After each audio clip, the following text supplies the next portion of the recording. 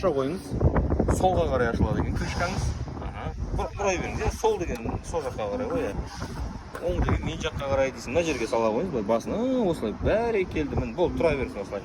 Енді қандай бензин аламыз? 92 немесе 96. 96 деген ол 95 па? Қымбатын құйғыңыз келіп жатыр ма? Ақшаңыз көп па? Осыны құяйық онда, давайте.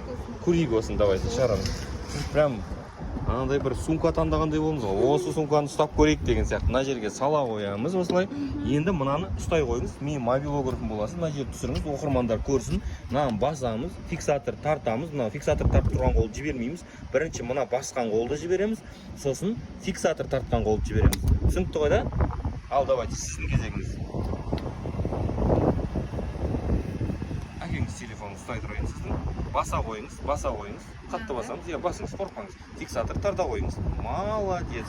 Мына қолды аламыз, мына қолды аламыз. Все, зафиксирован. Красавчик, молодец. Енді мына жерден бізде теңге шығады, мына жерден литр, мына жерден цена за литр. Пистолетті жолған үшін айыппұл небәрі 45 ақ мың теңге екен. Уйбай деп қояды еще. Енді сұрақ, қанша ақшаға құямыз? Білмеймін, қаншаға құю керек дейсіз ба? Білмеймін, мен сізден сұрап тұрмын, сіздің машинеңіз ғой. 5 мың теңге құяйық болмаса, 10 мың теңге құяйық, бірақ 10 мың теңге сыймайды ау мынаның ішіне. Обычно полный бак құйғыңыз келсе, онда ана жаққа барасыз да полный бак деп айтасыз. Сөйтесіз де мен осы жерде тұрамын, мына пистолет тоқтағаннан кейін алып тастаймын. Сосын мына жақта уже сумма шығады, что полный бак құйдыңыз дегенше. Түсінікті ғой да? Егер де бір 5 мың теңге